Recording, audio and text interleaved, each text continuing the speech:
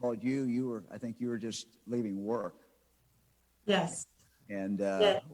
what was your first reaction?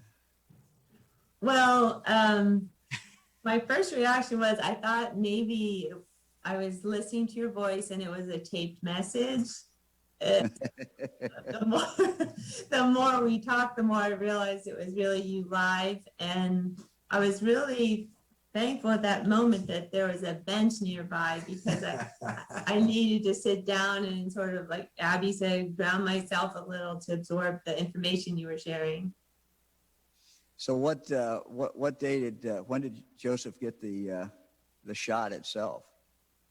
It was Joseph, this Saturday. This past Saturday? Yes. And then who entered Joseph? Did Joseph do it, or did you do it, or? I did. Yeah, I entered all of our family members on Sunday before the deadline.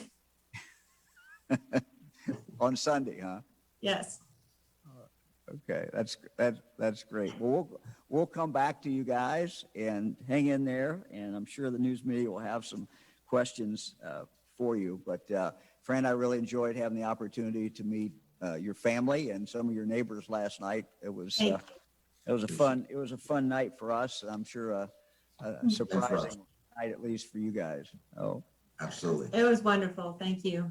Thanks. So let me just go through a couple things here, and then we'll get to questions. The winners were selected, and the drawing conducted, of course, by the Ohio Lottery, overseen by the Ohio Auditor of State. Drawing was on Monday, May 24th. 2,758,470 Ohioans entered the drawing by the point of time it was cut off.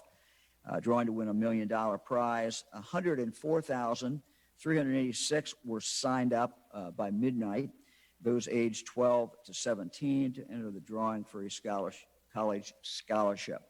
The entry period now for our next Vax-a-Million drawing ends May 30th, 2021 at 11:59. So again, May 30th coming up for that deadline.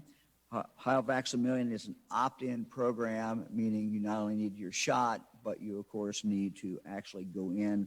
You're not automatically entered. If you've been entered, you're in for all the drawings that will be coming up. It takes less than 2 minutes to enter online at OhioVax-a-Million.com. That's OhioVax-a-Million.com. Those without internet access can also enter by phone at 1-833-4-ASK-ODH. That is 1-833-427-5634. Once you enter, your entry will be carried over through all the drawings. As I said, you don't need to submit your name each week. The entry list will be reviewed. All duplicate entries are removed each week. In addition, any winner will be removed from the eligible draw list for subsequent drawings. Vaccination records will then, of course, be verified for winners. If you're an Ohio resident who is vaccinated in another state, you are still eligible. You'll need, of course, to present some proof of vaccinations.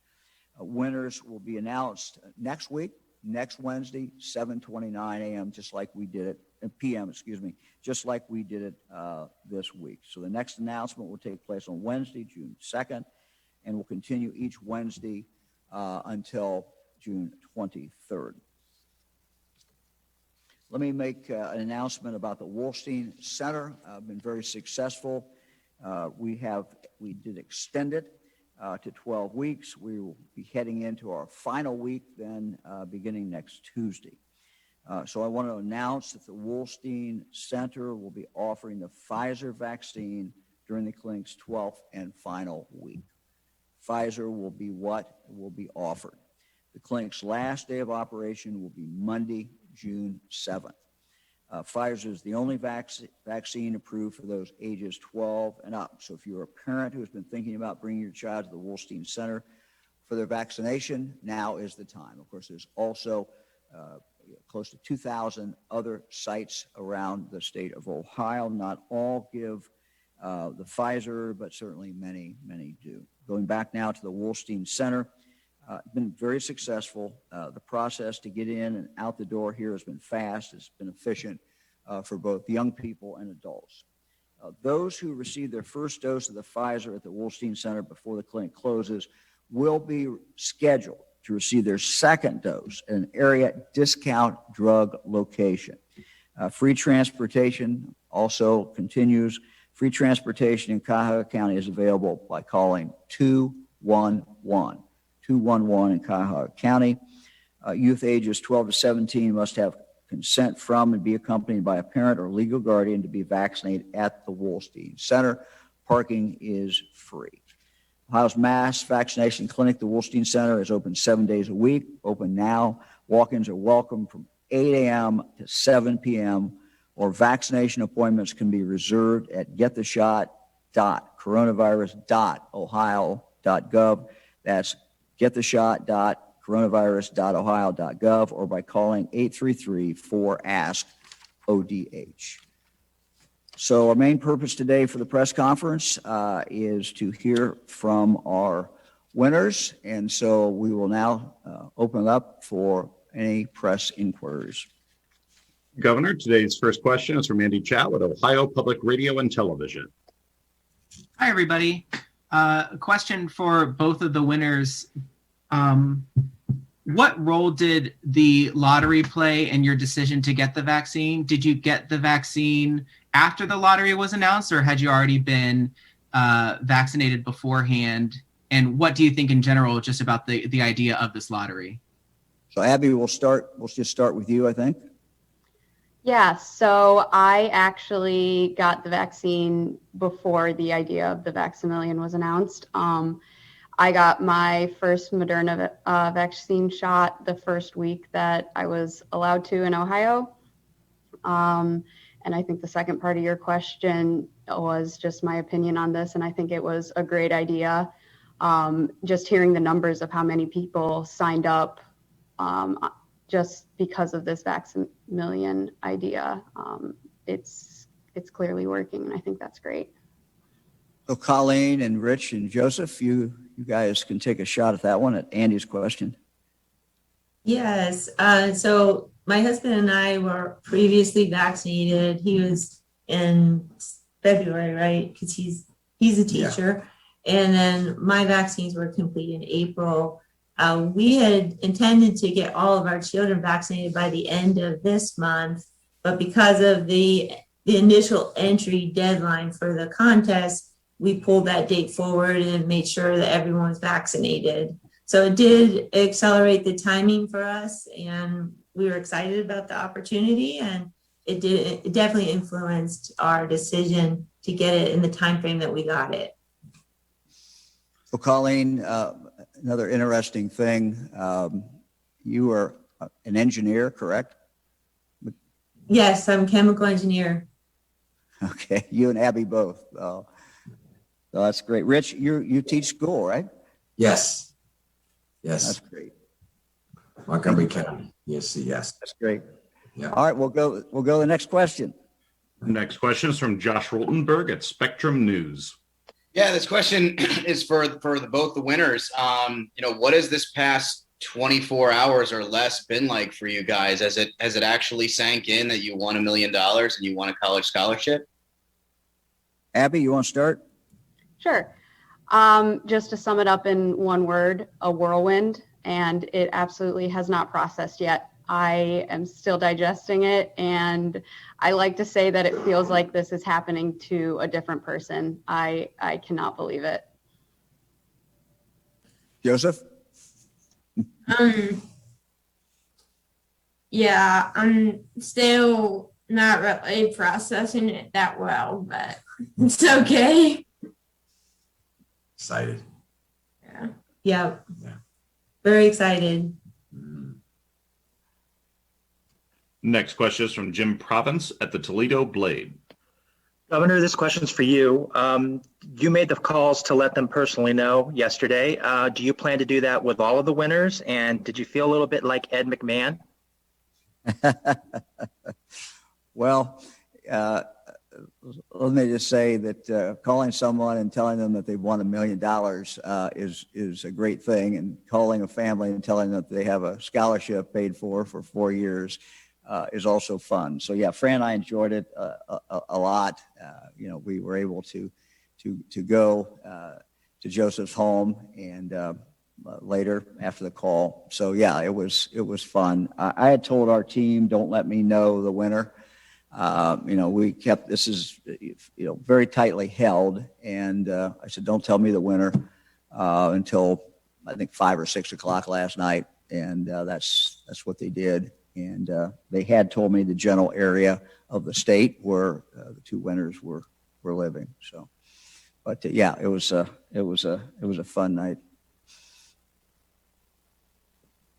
Next question is from Jesse Balmert at the Cincinnati Enquirer. Yeah, Jim, let me just finish. I forgot the rest of your question, but yeah, I mean, I hope to call the winners. That would be my intent, at least, in the future.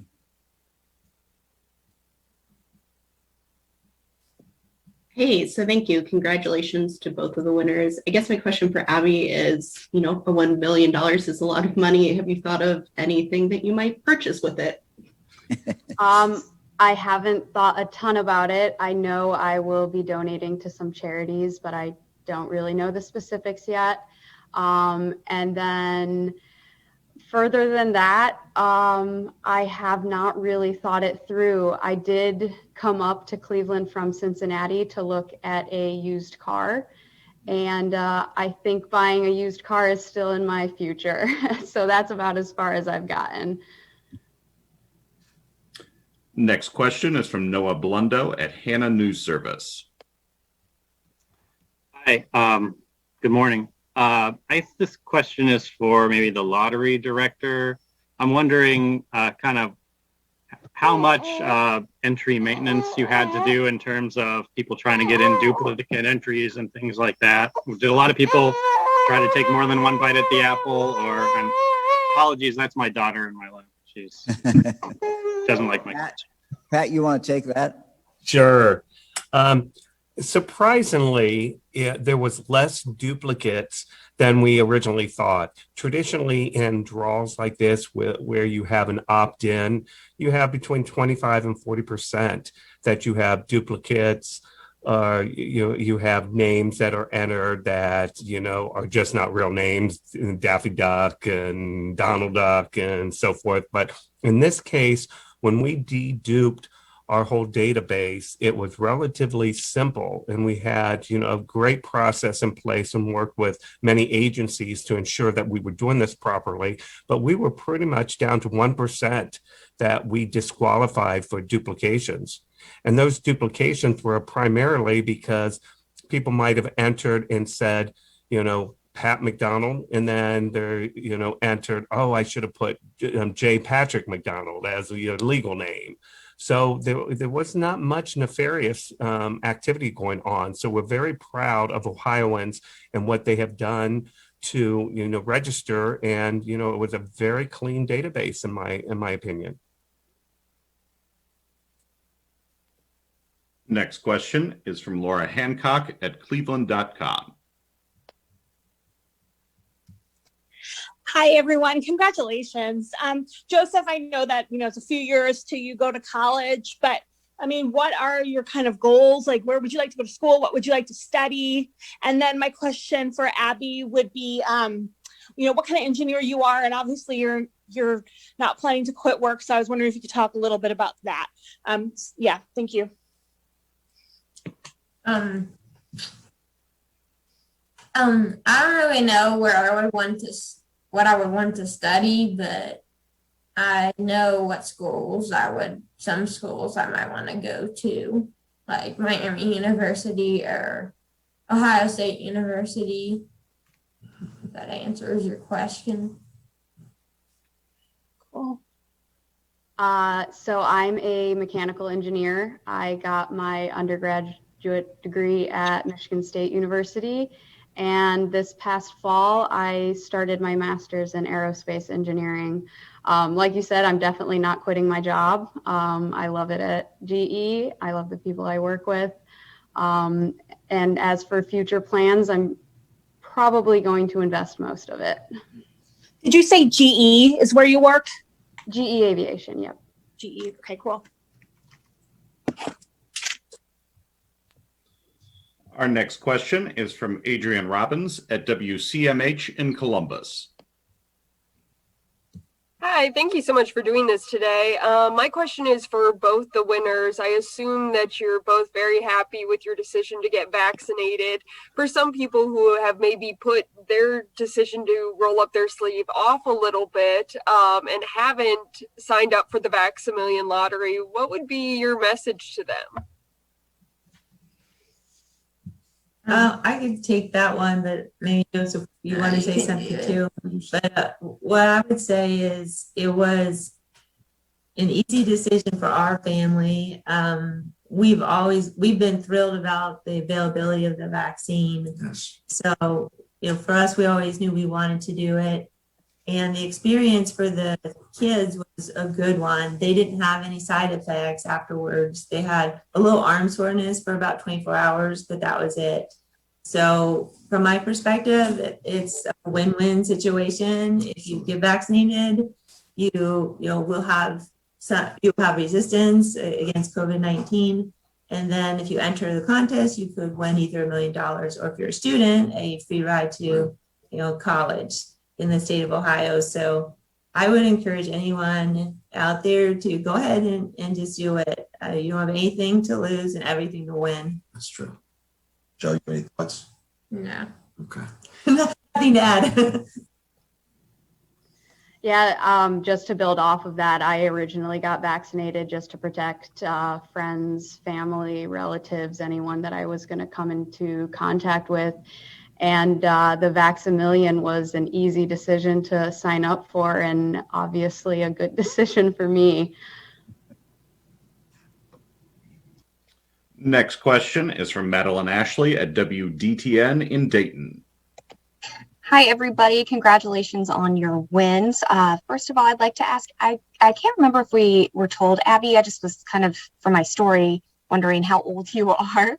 And then for Joseph, yesterday we saw that he said he might also want to go to UD. And I know that that is a private school and that the scholarship was for public schools. So I don't know if that would be a question to answer for from Joseph's family or with the lottery. Those are my questions. Yeah, let me take that. Sure. This is going to be money put into a 529 account. We pegged the amount of money based on the cost of a highest state university school. That's the amount of money that we will put in, which would cover room and board and books and tuition. And that money should grow. But I told Joseph's family yesterday that it's our intent that is money that they can apply to any college. So that is their choice. When we talked about state university, we wanted to make sure that any state university the child went to would be covered. And we pegged the amount of money based upon the highest state university cost so that whatever state university they picked, it would be totally covered. If they select to take that money and go, for example, to the University of Dayton or somewhere else, they have every right to do that.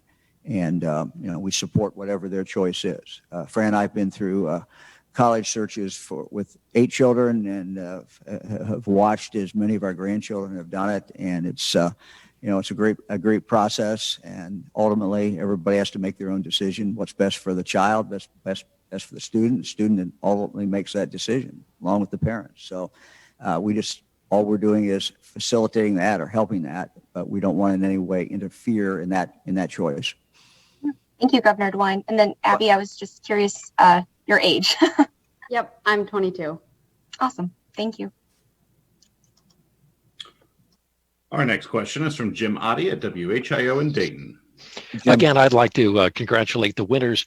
I wanted to ask for both of you, Abby and the Costello family, in the last 24 hours, how you have been inundated perhaps with those people who've come, and we're one of them, have come and wanted to talk with you, and how you plan to handle that in the future, because the celebrity follows you wherever you go.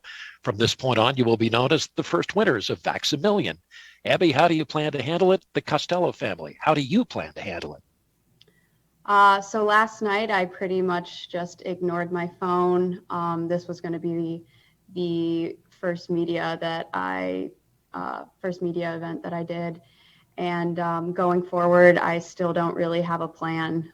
Still working through that with just the press and Governor DeWine's department.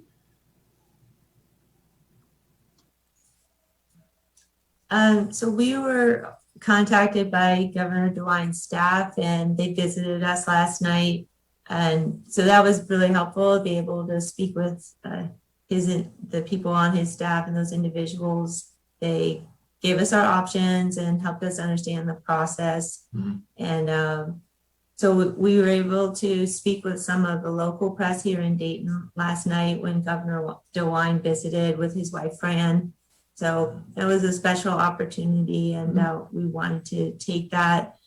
We've had a lot of requests, and just like Abby, we're not responding to all of them right now. So I think we're going to take it as it comes, but I think Joseph will be pretty much ready to go offline for a little while by noon today. So I'm not sure how many more we'll be doing today. But it's been exciting. GMA and then the Today Show, CNN. You know, we there's certain activity that we do want to enjoy. It's a special opportunity to be able to do that. But any thoughts, Joe, on that? You're looking at. Not really. Just don't. I think we've reached out to enough of the companies, so I think we'll call it a day on that. Understood. Our next question is from Lindsay Mills at WBNS in Columbus. Hey guys, congratulations once again. Sort of piggybacking off of that last question, this was a unique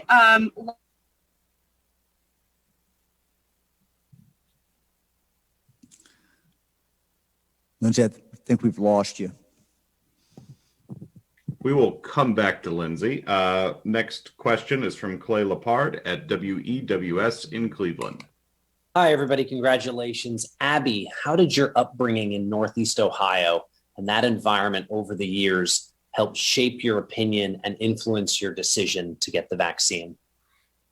So I don't know if it's Northeast Ohio or just my parents, but vaccines have always been in my medical history, and it was a pretty easy decision to go and get the vaccine at the first chance that I could. Next question is from Jackie Orozco at WSYX in Columbus. All right, can you guys hear me? Great. So what do you think, this question's for the governor, what do you think about all this national attention that the state is now getting because of the Vax-a-Million, and how other states are following suit because you guys are basically started this incentive of getting people vaccinated? One of the things that's occurred in the last 15 months is governors have really talked to each other. They've shared ideas. I've been on the phone, I can't tell you how many times, with just regular calls with governors. Sometimes I've specifically reached out to governors. Sometimes my chief of staff has reached out to other chiefs of staff. So this exchange of information and trying to see what works is something that's gone on. It always goes on with governors. We have, as we say, the 50 laboratories of democracy, and we see what works in one area and other governors can copy it. And I do that all the time. So I don't think it's a surprise that when other governors, saw that this is working, they reached out to us for information. And as always, we're very open, just as they're open to us. This is an area where it doesn't matter whether it's Democrat, Republican governors. We're all in this. We're all in this trying to get out of the this pandemic that we're in, and we all share ideas. So nothing really unusual about that. Next question is from Jess Harden at mahoningmatters.com.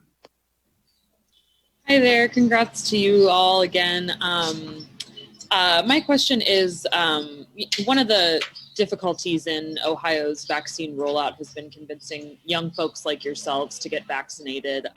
Will you be encouraging your peers to get vaccinated? Maybe those who've been skeptical or, just haven't done it yet?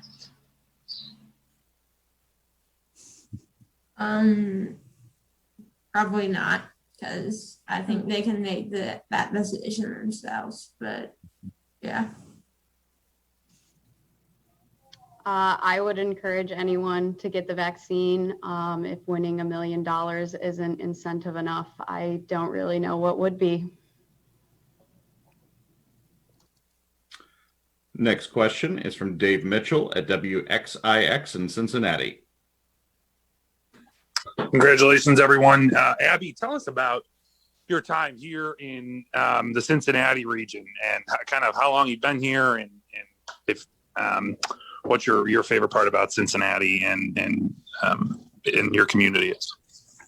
So I moved to Cincinnati at the beginning of the year for my new job. Due to COVID, I haven't gotten to explore the city as much as maybe I would have during more normal times, but I have gotten to visit a couple restaurants, gone to a couple parks, which has been beautiful. And overall, I've just had an extremely positive experience with Cincinnati, and I really enjoy living there.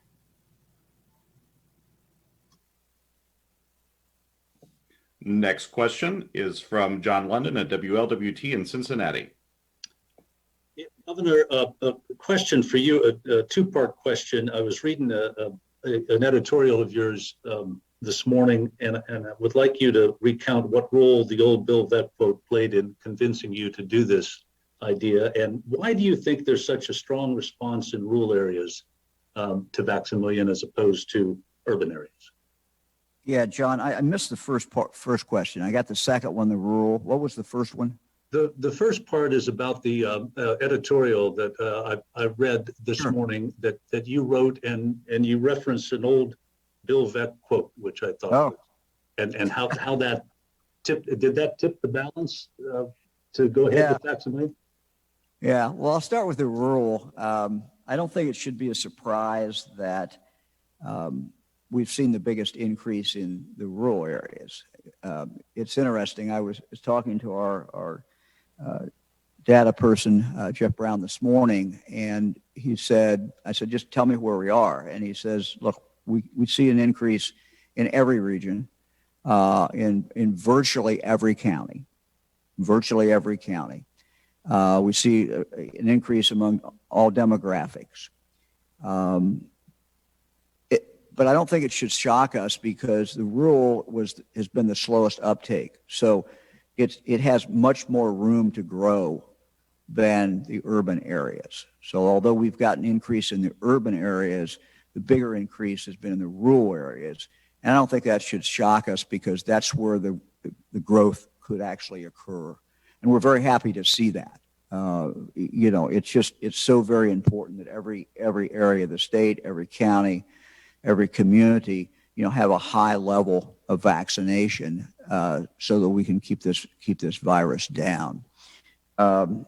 The Bill Veck quote, Bill Veck was someone who, owned the Indians and the White Sox and I guess the old Browns and St. Louis Browns. And, a number of years ago, I read a book that he wrote. It's called Veck Isn't Wreck. And actually gave that book a few years ago to our son, Brian, who runs a baseball team. And Veck was a great promoter. But I always remembered a quote that I'd read from him. And that quote basically was to the effect that, I could give 1,000 beers away to people in the stands. They'd drink it and go back and watch the ball game. If I gave the 1,000 beers to one person, then people would be talking about it. And so as we kind of looked at this, I felt we needed to create some excitement. And I thought $1 million and a scholarship over a 5-week period of time, 5 different times, would create a lot of excitement and would create a lot of interest. And, this decision also came, frankly, directly out of my visits and Fran's visits to vaccination sites around the state.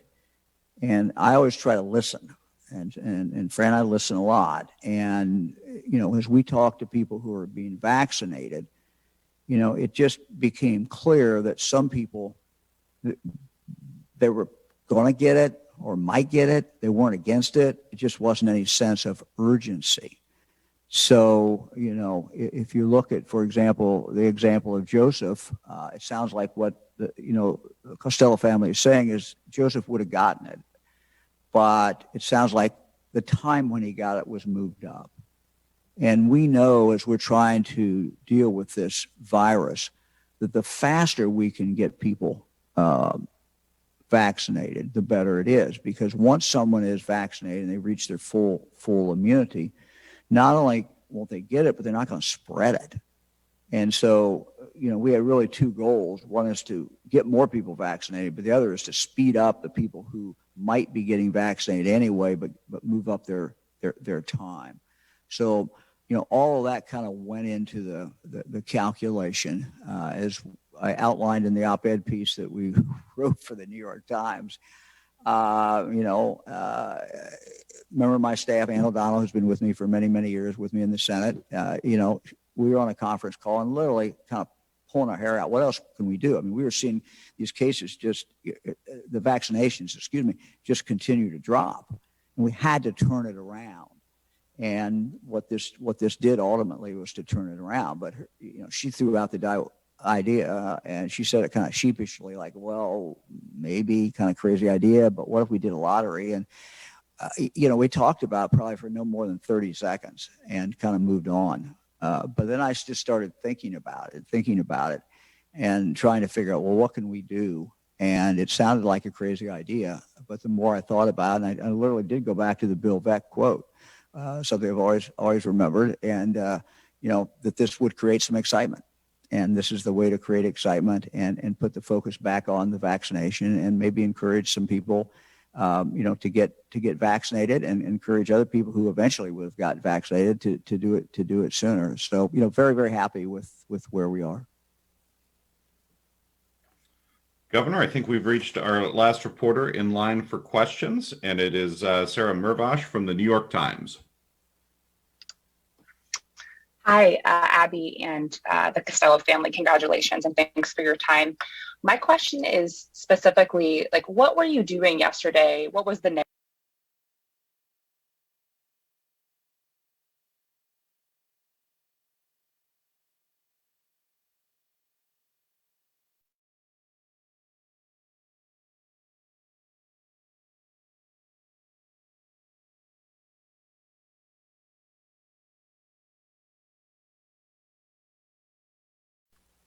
Abby, you want to take that first? Yeah. So I live in Cincinnati, but my parents live in Cleveland, Shaker Heights in specific. And I was on my way from Cincinnati to Cleveland when I got the call, which I thought was a prank call initially. And it was a Wednesday night that I'm never going to forget. And Abby, were you going there to buy a new car or a used car? I was, yeah. I mentioned that there was a car that I was going to look at tonight. And that was one of the reasons why I was coming up last night. Thank you. So I was the one that got the call from the governor, and yesterday was a pretty normal day. What was kind of fun about the narrative of the day was I was having a lunch with my colleagues and we were talking and I said, today my life could change. And they said, why? I said, well, I entered myself and all of our family members into the Vax-a-Million lottery. So one of us could win it. And we were looking on our phones to see what time the drawing was going to be. And then after that, I actually forgot about the time. And I was working late and walking out of the office and I got the call. I looked down the phone, I didn't recognize the number, but I thought, okay, well, I knew where the kids were and maybe they weren't at home. So it might have been somebody calling me about them.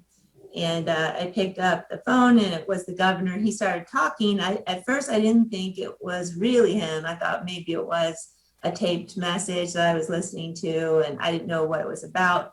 But then once we started going back and forth and talking, I realized it was him. And so that was my part of the story. And then I reached out to my husband. Right. And so. Yeah, I was doing some schoolwork, drinking a coffee, and I got the call from Colleen, and he said, "You sitting down?" I said, "Yeah, I'm sitting down." And she, started telling me what happened, and the excitement level through the phone, everything else. I thought the people around me at the coffee shop were going to hear it. She was so excited, and then said, I said, "Well, listen, let me go get the boys." They're a youth group, and finally got them out of there and brought them back, and it was just so exciting.